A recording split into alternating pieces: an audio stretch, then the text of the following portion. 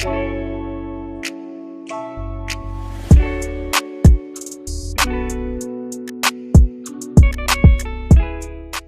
is it going, Bears fans? Welcome back to another episode of the Bear Down Podcast, where we talk everything Bears every day of the week.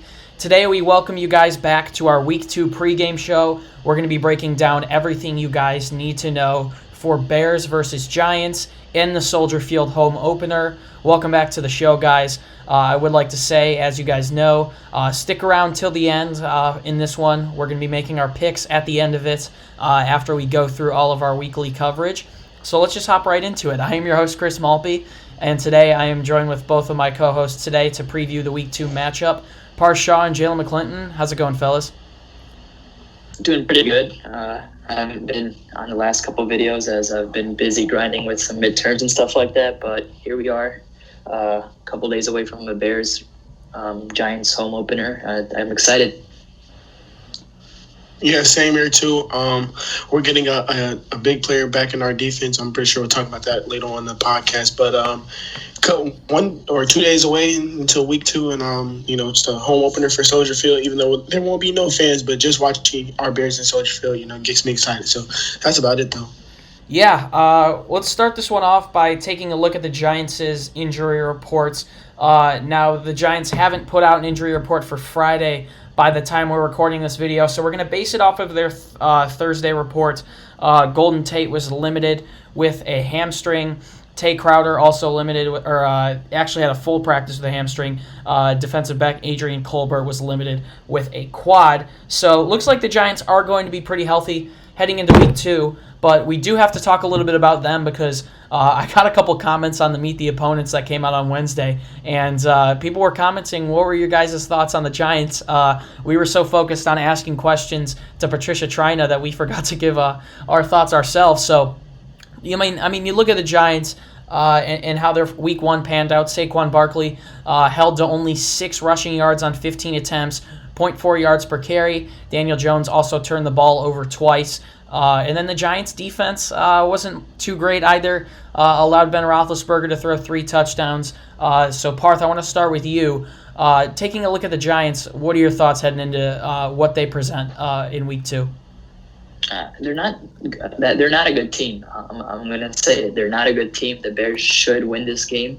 We saw the Giants offense struggle heavily against the Steelers' defense. The Steelers' defense is one of the best defenses in the league, but I think the Bears are in that category. I do think the Bears defense is being underrated. They did not have a good Week 1, but I expect them to bounce back. Chuck Pagano himself said none of the coaches, none of the players were happy with how they performed in Week 1, and they are making sure that they will be able to bounce back Week 2. So if we look at it from their Giants offensive standpoint, they have Saquon Barkley and Darius Slayton, who had a really good game in Week 1.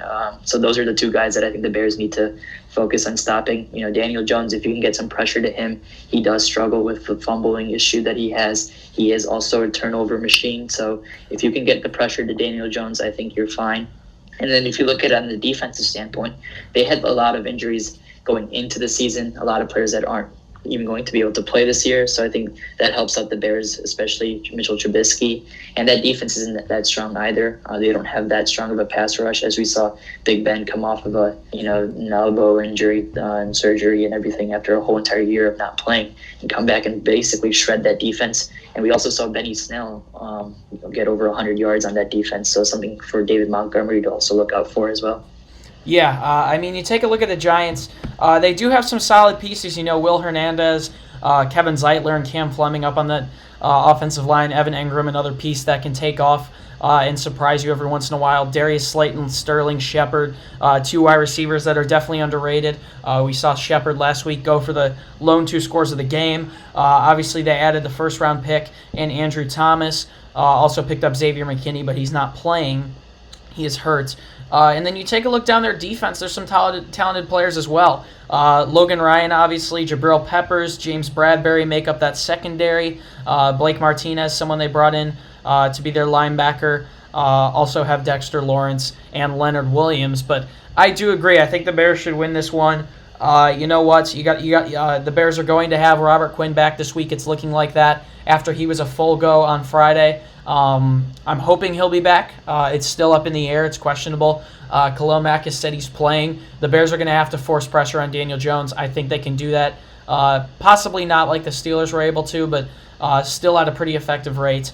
And I do believe that the Bears will be able to get this one done. Obviously, you'll hear my score prediction later. But the Giants, they're a team that struggled last week. I think they're going to struggle again in Chicago. But still, you can't overlook a lot of the players on their roster. So, Jaylen, what do you think about these New York Giants? Well, you and Parth basically covered everything that I was gonna say.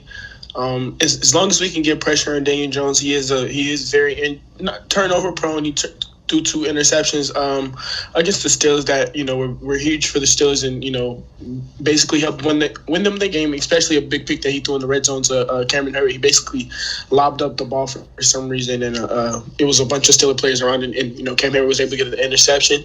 If we can do what the Steelers did and hold Saquon to under 10 yards and hold him to averaging less than half a carry, this should be a huge win for us. The only really person I'm worried about, Saquon is still a very good running back.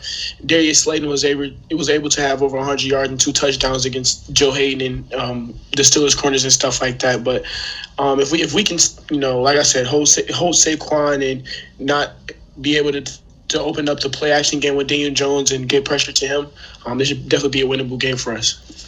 Yeah, so now we're going to head into our 3 key factors segments of the pregame show. This is where we each share what we think is the most important positional matchup factor in this show or in this game.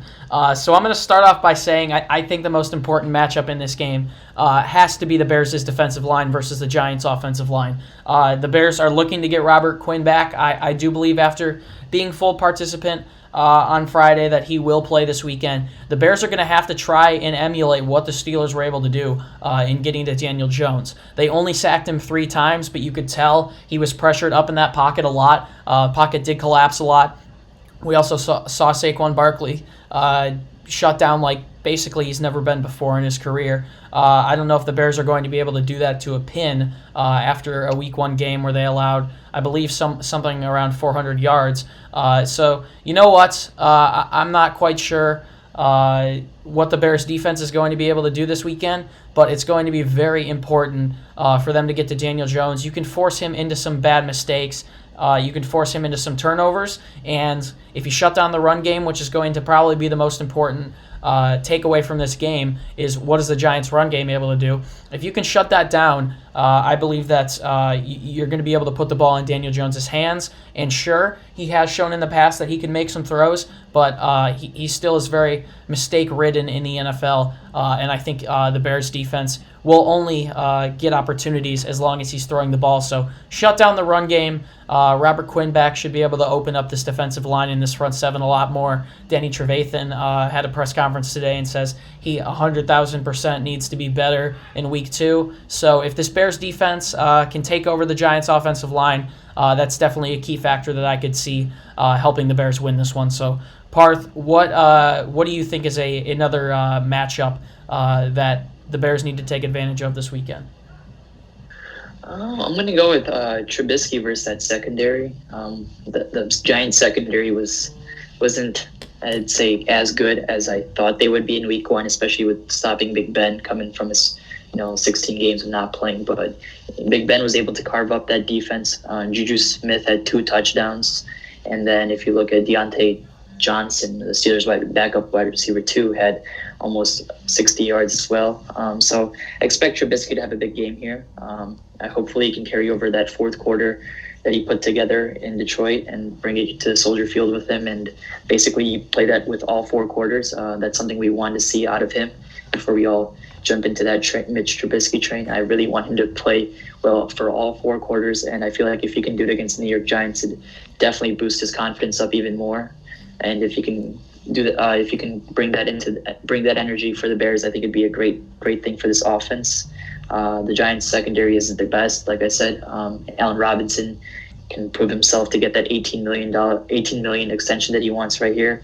by having a big game against the Giants secondary. Same with Anthony Miller, continue his fourth quarter that he had. And then hopefully we can see Jimmy Graham and Mitch Trubisky connect a couple more times. I thought they were dealing it in the fourth quarter. They were getting their timing right. So if they can keep going, that'd be awesome. And then hopefully we can see a deep pass to Darnell Mooney, who's been racking it up, receiving a lot of media attention by the Bears fan pages and Bears reporters right now, especially because of the broken tackle. He had 2 broken tackles on 3 catches, which is something to very look out for. Yeah, the Bears wide receivers will have the 3rd easiest strengths of schedule this weekend per Pro Football Focus. Basically means that the Bears' wide receivers will have the 3rd best chance out of any team in the league to be able to put up big numbers in Week 2.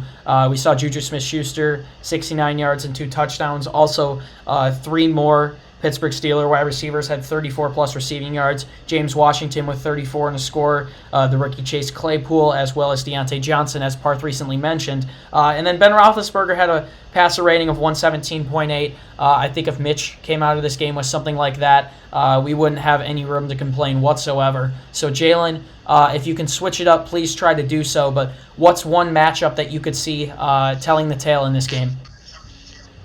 So I actually was going to go with, Mitchell Trubisky versus the Giants secondary. But to switch it up a little bit, I'm going to go with, Darius Slayton versus our secondary because, in my opinion, especially if Golden Tate doesn't play, Darius Slayton is really the only offensive weapon they have when it comes down to the receiver. If we can stop Saquon Barkley and make Daniel Jones rely on Darius Slayton, who he, relied on him last game. Like I said, he had over 100 yards and 2 touchdowns against the Steelers secondary. And the Steelers have a very good secondary with Joe Hayden, Steven Nelson, and Minka Fitzpatrick and stuff like that. So if we can shut down Saquon Barkley and be able to contain Darius Slayton, don't let him get open or, have that many catchers and stuff like that, then we're basically taking their whole offense away. And at that point, we won't have that much to stop because I'm not, to be honest, I'm not very worried about Evan Ingram. He had a terrible game. He dropped catches, was getting blown up, by the Steelers front sevens and stuff like that. So that's probably going to be one of my key matchups and stuff like that. Yeah, we saw Evan Ingram only have 2 catches for 9 yards, but Darius Slayton had 17 yards per catch in a game in which he had 6 receptions for 102 yards, also 2 touchdowns with a long of 41. So that's going to be quite important. Stopping him is something that Patricia said earlier this week was going to be important. So that's definitely another key matchup. Heading into our Fan Mail Friday segment, before we obviously make our picks at the end of this, we're going to answer a couple of more questions you guys had from us. So first, heading over to Instagram, this first question is from Rocco G. Caruso 22103 on Instagram, and he said, which Bears receiver do you think has the most yards in this game, and do you think they can keep up the overall team's yards per catch in Week 1? Now, that's a very good question because the Bears in Week 1 did have 12.1 yards per catch at the wide receiver position, so a lot of the gains were pretty big gains, and most of them generally would be for a first down. So you know what? I got to say that Allen Robinson has the best game. I mean, how can he not? Not only is he going to have a good matchup this week with someone that's probably going to end up being James Bradbury or Logan Ryan, but there's holes in this Giants secondary, and while it may be logical to go with another wide receiver having a big game here because the Giants secondary only gets weaker as you go down the depth chart, I got to go with Robinson. I mean, how can you not? We saw everything that went on with him this week, all the drama. The Bears don't tend to be a team that feeds into drama and stuff like that, but we saw Allen Robinson, per ESPN's Dan Graziano, wants an $18 million contract this offseason. He wants that Tyreek Hill money. The Bears want to give him something around $15-16 million. I'm hoping they can find some sort of middle ground in between. But Robinson, I feel like it's the perfect setup for him to have a big game and for him to show that he really needs his contract. We know he's Trubisky's number 1 target. He had 74 receiving yards last game in Detroit. We did see Anthony Miller do a little bit better with 76 receiving yards and a touchdown, but it's a pretty point-blank choice for me. Something just tells me that Robinson is going to have a good game.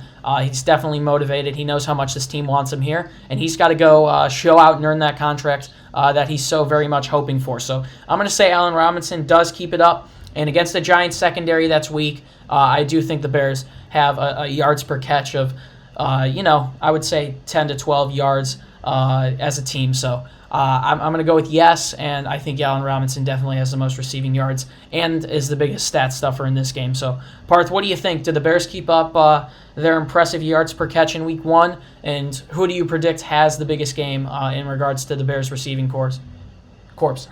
I think we will, just because of how much we're passing the deep ball.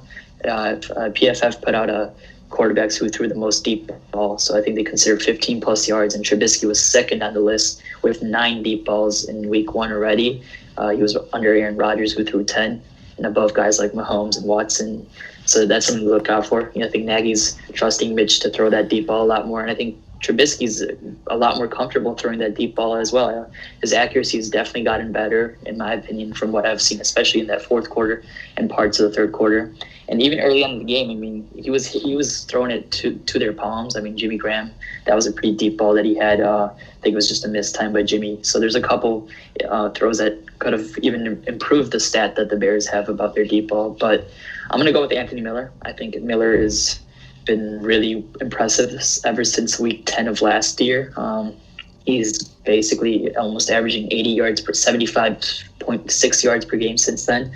And I think he keeps it up. I think Anthony Miller's bound to have a big year if he can stay healthy and be a great receiver for the Bears as the year goes on. Yeah, definitely a good pick. I think we can all see Anthony Miller breaking out here in 2020.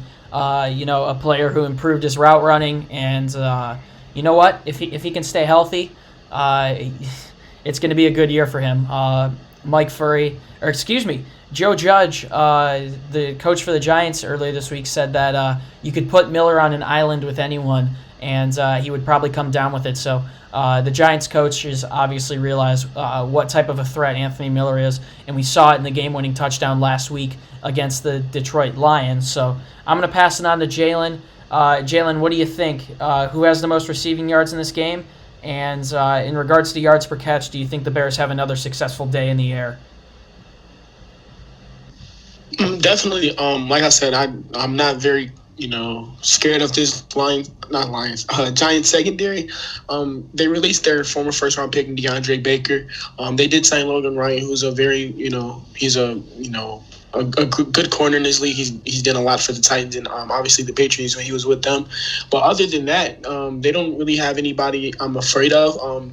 Last year they had Corey Ballantyne, who was like a 5th or 6th round draft pick in last year's draft against Allen Robinson in 2019, and Allen Robinson actually killed him. I think Allen Robinson 6 receptions, 130 yards and a touchdown or something like that. So we were able to pass it on them last season, and I wouldn't be surprised if we did it again this season. Like I said before, I'm not really scared of their secondary. And as far as the deep ball, like Parth said, Trubisky was throwing the ball deep down the field, and he wasn't afraid to do that. So I wouldn't expect him to change it up. As long as he can accurately throw it down the field and give the receivers a chance to actually catch it, I don't see him changing that. Yeah, let's answer one more question before we get into our score predictions. This first one's from Talon565. What's your Robert Quinn stat prediction if he plays? You know what? I think it's a big game for Robert Quinn. We brought him in to do what Leonard Floyd couldn't, which is to win one-on-ones. He might still be a little bit hobbled, as well as Khalil Mack, who was limited throughout the week but said he's going to play. But you know what? I think in his debut game for the Bears against a Giants a Giants offensive line that struggled last week, I think we could give Quinn somewhere around 5 tackles, and I'm going to give him a sack as well. I think it's a good, productive game for everyone there in the Bears' front seven, and I think Quinn definitely gets in on the action. So, Parth, what's your prediction for Robert Quinn in this game, and do you think he gets his first sack? I don't know how much playing time he's going to have, especially since he's coming back from an injury, so I'm not going to give him a sack as much as I'd love to see an impressive debut. I think he'll get a lot of quarterback pressures and help out Mack get his first sack of the season, and hopefully Mack can get a couple more, if anything, or get that forced fumble that he had just like last year off Daniel Jones. And I hope to see Akeem Hicks also get another sack. That'd be nice to see as well. Yeah, we're also assuming that Robert Quinn is going to play. We obviously saw last week Miles Sanders for the Philadelphia Eagles was limited all week in practice until Friday when he was a full participant and still didn't play in the game. I think he's probable. Obviously, you can't list players as probable anymore in the NFL, so that's why he's questionable, but I would sure hope that he plays. Jaylen, what do you think? If Robert Quinn is good to go, because we're kind of jumping the gun on it and just thinking he's going to play, but if he is good to go, how do you predict that he'll do in week 1 or 2? Excuse me. If he is good to go, which I definitely think he will. In his press conference, he said he was feeling good and he was excited to get out there with the rest of the defense. The Giants' O-line got absolutely killed by the Steelers. I know we keep saying this, but like they actually were. I think the Steelers got 3 sacks, and like I said before, the Giants were able to run the ball with Saquon Barkley. So even when Robert Quinn, might being banged up, him and Khalil Mack, I still expect them to each get 1 sack at least. As long as we can constantly get pressure on Daniel Jones and have him throw bad balls to our secondary, have opportunities to catch him and come down with him for turnovers, that's all that matters to me. Yeah, and now I guess it is time to finally make our predictions for Bears versus Giants. Jaylen, I'm going to pass it right back to you. I'm going to hand you the baton. How do you think this one is going out? So before I actually give out my score predictions, like when you were talking and stuff like that, I went back to last week, our score predictions against the Giants, and actually Parth got the closest. Lions. I think I said the Lions, bro. You said the Giants. You said Giants. I meant the Lions, excuse me. Parth actually got the closest. He actually predicted the amount of points we had, which was 27. But he gave the Lions 21 points, and they obviously had 23. So, and then me and Chris both said 24-14. Obviously, I hope that would have been the score. I wouldn't, had a heart attack mid-game. But, yeah, so. Hey, we're all 1-0. For this week. Can't complain. Yeah, we're all 1-0. Yeah, for this week, like I said, this is definitely a winnable game for the Bears as long as they play their game and don't let the Giants get ahead of them like the Lions did last week. Like I said, this is obviously a winnable game. So I'm going to go with 21 to 14. Yeah, I'm going to go 21-14. Hopefully we can, stop the Saquon Barkley and not be able to let Daniel Jones kill us in the air or on the ground because Daniel Jones is actually surprisingly very athletic. Yeah, you know what? I got a gut feeling that we're going to crush them this week. I got a feeling the Bears are going to put up 30 points. We saw them go 1-1 with the Giants the last 2 years. I think the Bears take advantage of a Giants offensive line that has had issues, a Giants defensive secondary that has had issues. I'm going to go 31-21 Bears. You know what? I think the Bears get the run game going. I think Trubisky continues to take snaps under center, but also can emulate the play-action pass in his game more than we've seen in the past. And once again, I think these Bears wide receivers eat. So I'm going to go 31-21 Bears. And if the run game is going, I think David Montgomery also gets a score in this one. So 3 passing touchdowns for Trubisky, a rushing touchdown for Montgomery or someone, and then maybe throwing a field goal in there as well to make it 31. So 31-21 is my prediction. I've got the Bears winning this one and being able to slow down Daniel Jones enough to pull ahead in this one. Parth, what's your score prediction for Bears versus Giants? I'm going to have the Bears putting up 27-17. I think we can put up another 27 points against this defense. I would like to see more. I wanted to go with 30 as well, but I'm going to let you be the optimistic guy and try to get the closer score prediction. I think Trubisky can have another great day with 2 touchdowns, and hopefully we get a rushing touchdown by David Montgomery. That'd be awesome to see. I think Montgomery's been playing really well. He played really well last week, especially coming off of an injury. And if he can keep doing that, it'll just help out the play-action game. Matt Nagy wants to use the play-action game a lot more. So a great day for Montgomery equals a great day for Trubisky.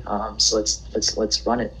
Yeah, that'll pretty much do it for our Week 2 coverage, guys. I would like to say before you go, be sure to tune in to our channel right after the game. We're going to post instant analysis to the Week 2 outcome, regardless of win or loss. So be sure to come back here for our post-game show right after the game. It should be up. If you want more content from us, you can head over to our website, beardown.com. We're posting columns, articles, and blogs on there almost every day, getting you guys a ton of extra content. If you want to find the podcast on social media, you can follow us on both Instagram and Twitter at beardown. And finally, you can find the links to all of our social media fan pages on Instagram down in the description. That's definitely worth checking out as well.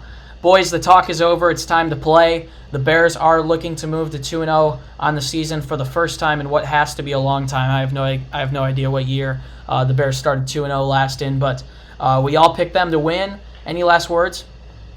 We better win. I'm going to be really upset if we don't win this one. I was on the verge of tears basically last week if we lost. That would have been painful to see. The Lions fans would have definitely shoved it up us. The NFC North would have definitely called us the weakest team, and I feel like a lot of national media was against us as well, so it was great to just prove them wrong and just make a statement. I feel like we're still being doubted.